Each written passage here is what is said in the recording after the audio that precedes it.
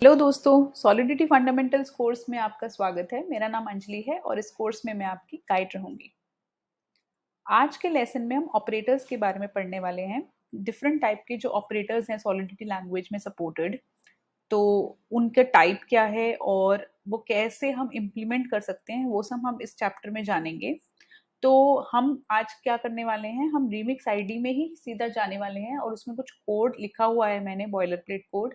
हम उसको उसमें ऑपरेटर्स की इंपॉर्टेंस को समझेंगे और उसको डिप्लॉय करेंगे हमारे स्मार्ट कॉन्ट्रैक्ट को, और उसमें उसकी इम्प्लीमेंटेशन देखेंगे। जो तरह तरह के ऑपरेटर्स हमारी लैंग्वेज में सपोर्टेड है, चाहे वो अरिथमेटिक ऑपरेटर्स हैं जिसमें हम ऐड सब्ट्रैक्ट करते हैं, या वो रिलेशनल ऑपरेटर्स हैं जिसमें हम less than equal to greater than equal to check करते हैं, या वो अगर लॉजिकल ऑपरेटर्स हैं, logical and, logical or, assignment operators, ये सारे डिफरेंट टाइप के ऑपरेटर्स हैं। मोस्टली सारी लैंग्वेजेस सपोर्ट करती हैं, वही सॉलिडिटी भी करती है। तो इसको समझने के लिए सीधा कोड में चलते हैं, रिमिक्स आईडी में, और देखते हैं। तो जैसा कि आप देख सकते हैं, रिमिक्स आईडी में मैंने थोड़ा कोड लिख रखा है ऑलरेडी। तो ये हमारी लाइसेंस की लाइन है, पहली वो लिख रखी है, सॉलिडिटी वर्जन मेंशन किया है, हमारे कॉन्ट्रैक्ट का नाम मैंने ऑपरेटर्स रखा है। इसमें मैंने दो स्टेट वेरिएबल्स डिक्लेयर किए हैं। पहले, सबसे पहले फर्स्ट नम जिसकी वैल्यू 20 रखी है, और सेकंड नम जिसकी वैल्यू मैंने 10 रखी है।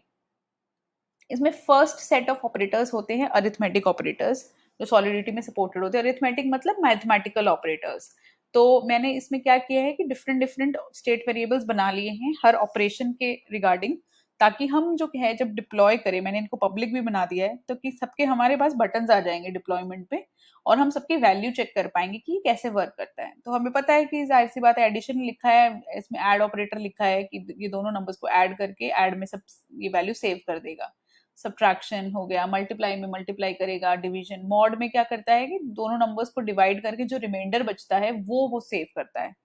अब इंक्रीमेंट और डिक्रीमेंट दो अरिथमेटिक ऑपरेटर्स होते हैं जिसमें एक ही आर्ग्यूमेंट लगती है। जो भी हम नंबर उनको देते हैं, जो भी आर्ग्यूमेंट देते हैं, उसको वो एक बाय वन इंक्रीमेंट करता है, एक नंबर से उसकी वैल्यू इंक्रीमेंट करके, यानी कि ऐड करके उसमें डाल देता है। अगर हम 10 इसमें डालेंगे तो इंक्रीमेंट करके 11 हो जाएगी, तो इंक्रीमेंट की वैल्यू होनी चाहिए 11। डिक्रीमेंट में एक वैल्यू एक नंबर कम कर देती है जो ओरिजिनल वैल्यू है। तो सेकंड नंबर जैसे हम जानते हैं कि 10 है, तो डिक्रीमेंट की वैल्यू 9 होनी चाहिए फिर हमारे कोड के अकॉर्डिंग, अगर ये सही चल रहा है तो ये है अरिथमेटिक ऑपरेटर्स। इसके बाद देख लेते हैं रिलेशनल ऑपरेटर्स। रिलेशनल ऑपरेटर्स कौन से होते हैं सॉलिडिटी में, जो कि रिलेशन चेक करते हैं दो आर्ग्यूमेंट्स के बीच का। तो अगर फर्स्ट नम मेरा, तो हमेशा इसमें भी दो इक्वल टू से ये चेक होता है। इक्वल टू मतलब फर्स्ट नम सेकंड नम के बराबर है, तो इक्वल टू का आंसर होगा ट्रू। तो ये ध्यान रखिए कि रिलेशनल ऑपरेटर्स का जो रिजल्ट होता है वो हमेशा एक बूलियन वैल्यू होती है, ट्रू या फिर फॉल्स। और इनके जो आर्ग्यूमेंट्स है वो कुछ भी हो सकते हैं। इस केस में जैसे अनसाइंड इंटीजर्स हैं, तो अगर ये numbers not equal to each other है तो ट्रू रिटर्न हो, और अगर पहला नंबर दूसरे नंबर से लेस देन इक्वल टू है तो ट्रू रिटर्न हो, और नहीं तो ग्रेटर देन इक्वल टू है तो ट्रू रिटर्न हो। तो ये हमारे रिलेशनल ऑपरेटर्स हैं। थर्ड सेक्शन आता है हमारा लॉजिकल ऑपरेटर्स का। तो आप ये देखिए, लॉजिकल ऑपरेटर्स होते हैं एंड और नॉट। तो इसका कॉन्सेप्ट हम समझ लेते हैं थोड़ा सा। जैसे एंड ऑपरेटर जो होता है वो दो आर्ग्यूमेंट एक्सेप्ट करता है, बट इस केस में, लॉजिकल के केस में, जो दोनों आर्ग्यूमेंट एक्सेप्ट होते हैं वो अनसाइंड इंटीजर्स वगैरह नहीं हो सकते, वो बूलियंस ही होने चाहिए। तो कोई कंडीशन हो सकती है जिसका आंसर जो बूलियन में निकल के आता है वो पॉसिबल है, बट अल्टीमेटली एक बूलियन ही इसको इनपुट में चाहिए।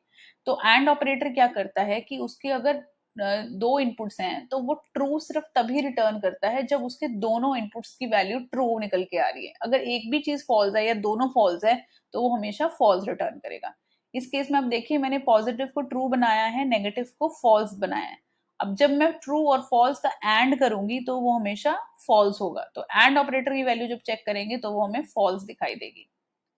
उसके बाद हम देखें और ऑपरेटर। अब और ऑपरेटर की अगर बात करें, और ऑपरेटर क्या होता है, पॉजिटिव और नेगेटिव। ठीक है, तो इसका क्या मतलब हुआ कि एक तो हमारे पास बुलियन वैल्यू में ट्रू है और एक हमारे पास बुलियन वैल्यू में फॉल्स है।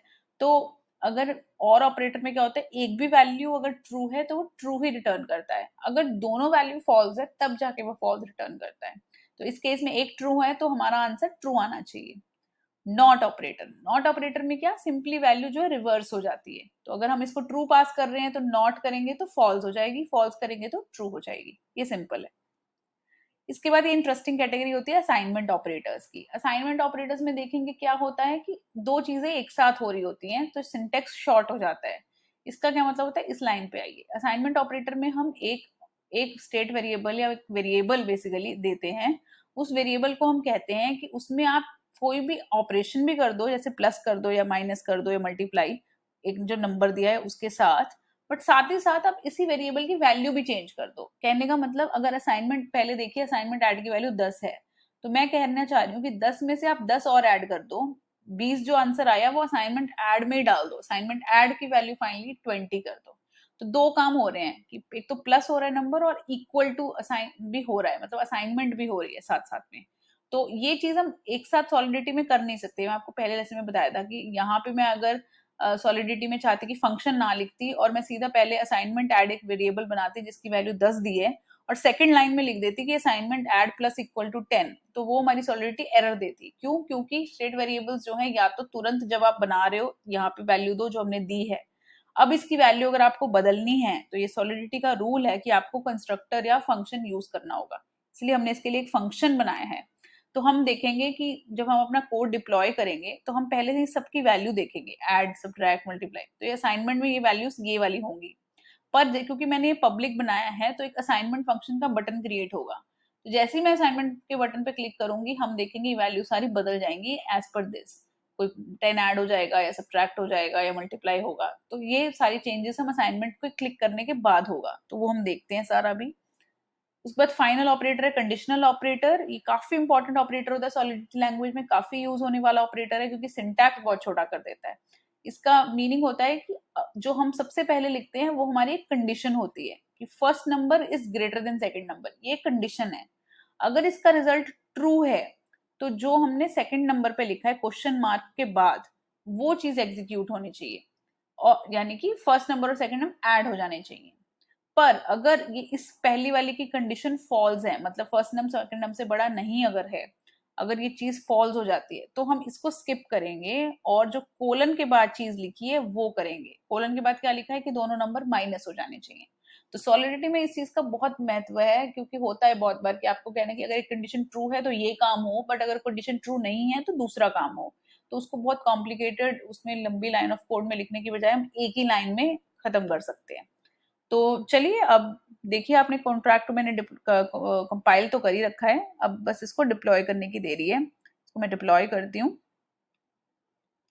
देखिए जैसे डिप्लॉय किया नीचे इसकी इंस्टेंस बन गई। अब इसको खोलते हैं, ये देखिए सारे बटन हमारे ऐड सब क्रिएट हो गए। तो सबसे पहले अगर हम देखें अरिथमेटिक ऑपरेटर्स तो क्या थे, ऐड सब्ट्रैक्ट मल्टीप्लीकेशन डिवीजन।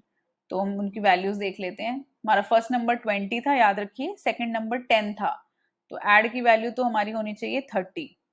तो मैं देख लेती हूँ ऐड हमारा ऑपरेटर कहाँ है। ये रहा ऐड ऑपरेटर। जैसे ही मैंने ऐड पे क्लिक करा तो वैल्यू आ गई मेरी 30। अब देखिए सब्ट्रैक्ट ऑपरेटर नीचे है, तो सब्ट्रैक्ट में वैल्यू आनी चाहिए 10, तो 10 आ रही है। सिमिलरली मल्टीप्लाई डिवाइड भी चलते हैं। अब इंक्रीमेंट की वैल्यू देखें तो ये देख लेते हैं, क्योंकि वो 20 थी तो इंक्रीमेंट 21 होना चाहिए, बिल्कुल सही। और अगर हम डिक्रीमेंट देखें तो वो 10 थी सेकंड नंबर की वैल्यू, तो एक नंबर माइनस मतलब 9, और हमें 9 मिल रहा है। तो ये अरिथमेटिक ऑपरेटर्स ऐसे चलते हैं। फिर रिलेशनल की बात करें तो रिलेशन चेक कर रहे हैं। अब देखिए फर्स्ट नंबर और सेकंड नंबर बराबर, हमें पता है बराबर नहीं है, इक्वल टू में तो फॉल्स होना चाहिए, बिल्कुल फॉल्स है। और नॉट इक्वल टू ट्रू होना चाहिए, नॉट इक्वल टू ट्रू है, बिल्कुल ट्रू है। Less than equal to, first number तो बड़ा है ना सेकंड नंबर से, तो इसलिए लेस देन इक्वल टू क्या आएगा, फॉल्स आएगा, फॉल्स आ गया। बट ग्रेटर इक्वल टू क्या आएगा, ट्रू, वो ट्रू है। तो relation of, finally next category जाएंगे लॉजिकल में। तो हमने देखा पॉजिटिव और नेगेटिव, पॉजिटिव को ट्रू लिख रखा है मैंने, नेगेटिव को फॉल्स। तो एंड ऑपरेटर में ट्रू और फॉल्स का एंड क्या होगा, फॉल्स। देख लेते हैं एंड ऑपरेटर, एंड ऑपरेटर हमारा फॉल्स है। और ऑपरेटर जो है उसमें क्या है कि एक भी वैल्यू अगर ट्रू है तो ट्रू दे देता है, और ऑपरेटर ट्रू आ गया। नॉट ऑपरेटर क्या करता है कि उल्टा कर देता है, तो पॉजिटिव रिटर्न कर रहे हैं तो वो नेगेटिव करके फॉल्स कर देगा, बिल्कुल सही चल रहा है। अब देखते हैं इंटरेस्टिंग चीज, असाइनमेंट ऑपरेटर। तो इसके पहले सारे देख लेते हैं। मैं देखूं असाइनमेंट ऐड की वैल्यू कितनी है, 10, सब्ट्रैक्ट की वैल्यू कितनी है, 20, ये वाली वैल्यूज हैं जो मैंने असाइन कर रखी हैं। मल्टीप्लाई की वैल्यू कितनी है 30, डिवीजन की वैल्यू कितनी है 40, मॉड की वैल्यू कितनी है 50। तो ये फंक्शन कॉल करने से पहले की वैल्यूज हैं। अब आप देखिए ऊपर ये फंक्शन के लिए येलो बटन में, क्योंकि फंक्शंस येलो में दिखाता है, स्टेट वेरिएबल्स ब्लू में दिखाता है, तो असाइनमेंट का फंक्शन का बटन क्लिक हो गया। अब मैं इस पर क्लिक कर देती हूँ, मैंने कॉल कर दिया ये फंक्शन। अब दोबारा देखते हैं। अब अगर असाइन ऐड की वैल्यू देखिए तो देखिए ये वैल्यू हो गई है 20। देखिए ऐड होके इसी में असाइन हो गई है। सब्ट्रैक्ट को देखेंगे तो देखेंगे माइनस हो गई 10 और इसी में हो गई। मल्टीप्लाई को देखेंगे तो 30 इंटू 10 हो गया है 300। डिवीजन को देखेंगे तो 40 डिवाइडेड बाई 4 हो गया है, विच इज 40 डिवाइडेड बाई 10 हो गया, सॉरी, विच इज 4। मॉड्यूलस में देखेंगे तो 50 मॉड 10 जो 0 होता है, तो वो 0 आ गए। तो ऐसे वर्क करता है असाइनमेंट ऑपरेटर, दो दो काम साथ में हो जाते हैं। फाइनली हम देखेंगे कंडीशनल ऑपरेटर। तो फर्स्ट नंबर तो बड़ा ही था सेकंड नंबर से, ये ट्रू था, तो होना क्या चाहिए, दोनों नंबर ऐड होने चाहिए, नहीं तो माइनस होने चाहिए थे। ऐड होकर आंसर क्या आना चाहिए 30, और वो आंसर किस में सेव हो जाना चाहिए, हमारे कंडीशनल ऑपरेटर वाली वेरिएबल में। तो इस पर क्लिक करेंगे तो देखेंगे हमारा आंसर आ गया है 30। तो ये भी सही चल रहा है। तो आज हमने ये सारे ऑपरेटर्स देख लिए हैं। तो यही ऑपरेटर्स हैं जो सॉलिडिटी लैंग्वेज सपोर्ट करती है। और मिलते हैं अगले लेसन।